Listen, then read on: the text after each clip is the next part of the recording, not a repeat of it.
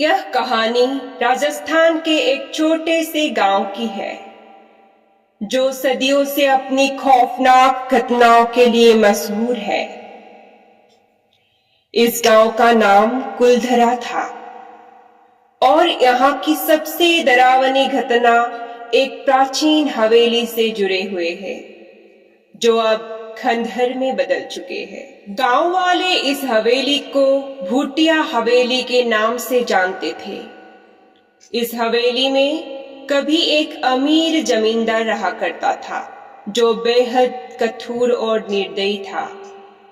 कहा जाता है कि उसने अपनी ही परिवार को मार डाले थे और उसके बाद से इस हवेली में अजीबोगरीब घटनाएं होने लगी। कहा जाता है कि लगभग 100 साल पहले इस हवेली में रहने वाले जमींदार रघुनाथ सिंह अपने समय के सबसे बड़े अमीर और शक्तिशाली व्यक्ति थे,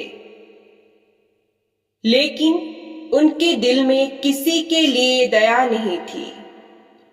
उन्होंने अपनी संपत्ति और शक्ति के लिए अपने भाई और उसकी पत्नी की हत्या कर दी थी। गांव वाले कहते हैं कि उसके परिवार का खून हवेली की दीवारों में समाया हुआ है और उसकी आत्माएं आज भी वहां भटकती है। हत्या के बाद रघुनाथ को गांव वालों ने बहिष्कृत कर दिया था। एक दिन रघुनाथ खुद भी हवेली में मृत पाया गया और उसके बाद से इस हवेली में रहना लोगों के लिए नामुमकिन हो गया।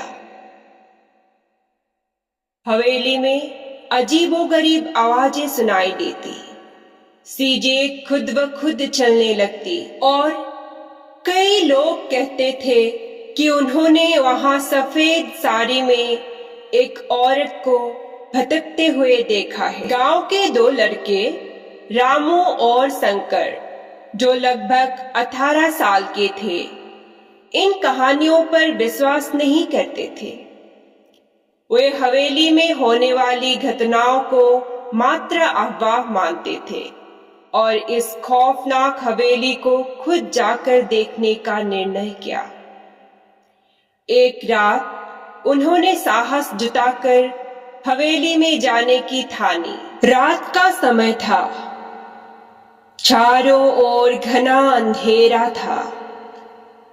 हवेली के पास पहुंचते ही उन्हें ठंडी हवा का झोंका महसूस हुआ।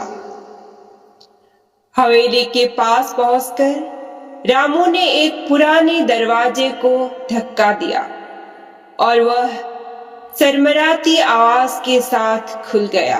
अंदर कदम रखते ही उन्हें एक अजीब सी ठंड महसूस होने लगी, मानो कि अदृश्य शक्ति ने उन्हें घेर लिया हो।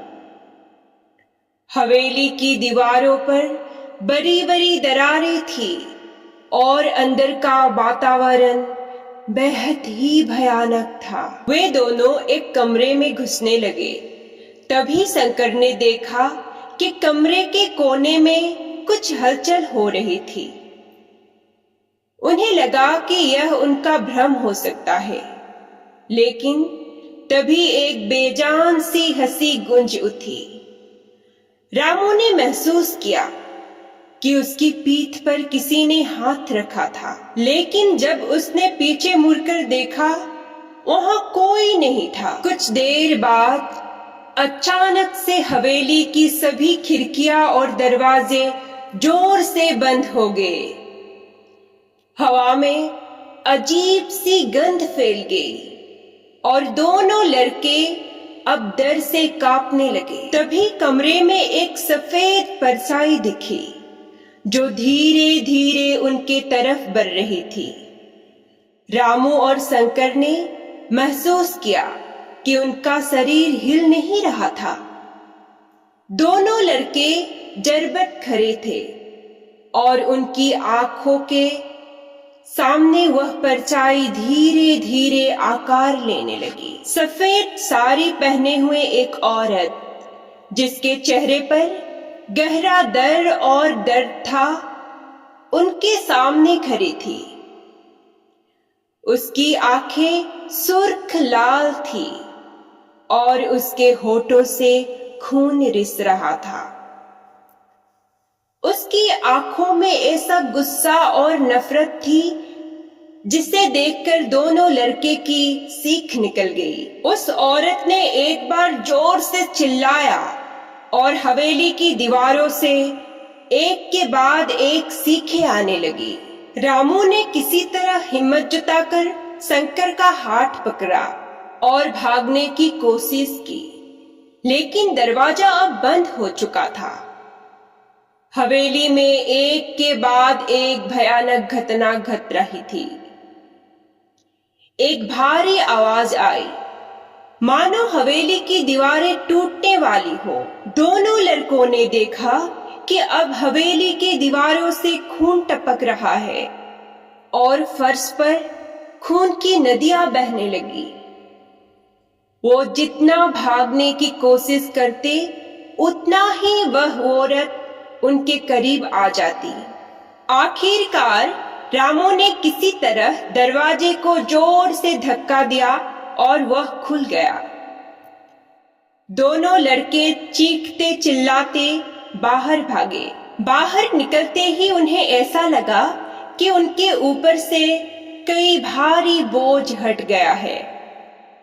वे दोनों पूरी रात कांपते हुए गांव की ओर भागते रहे और सुबह गांव वालों को अपनी आपबीती सुनाई। लेकिन कहानी यहीं खत्म नहीं होती। अगले दिन गांव वाले जब उस हवेली के ओर गए तो उन्होंने वहां शंकर के चप्पलें पड़ी पाई, लेकिन वह लड़का कहीं नहीं मिला। रामू भी कुछ ही दिनों बाद बीमार पड़ गया और हमेशा के लिए बिस्तर पकड़ लिया।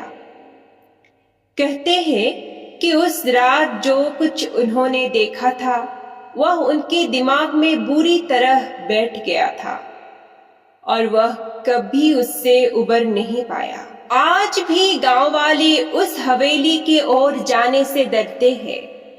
हवेली अब भी खंडहर की तरह खड़ी है, लेकिन वहां कोई भी जाने की हिम्मत नहीं करता। कहा जाता है कि रघुनाथ और उसके परिवार की आत्माएं आज भी उस हवेली में कैद है और जो भी वहां जाता है वह या तो लौट कर नहीं आता या फिर जीवन भर खौफ में जीता है।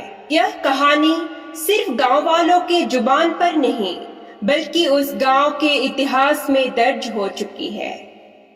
कुलधरा गांव के लोग आज भी उस हवेली की ओर देखकर डर जाते हैं और रात के समय कभी उस रास्ते से नहीं गुजरते।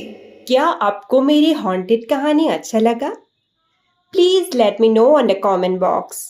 और ऐसे ही न्यू रियल हॉरर स्टोरीज सुनने के लिए please do subscribe our channel and also like and hit the bell icon. धन्यवाद।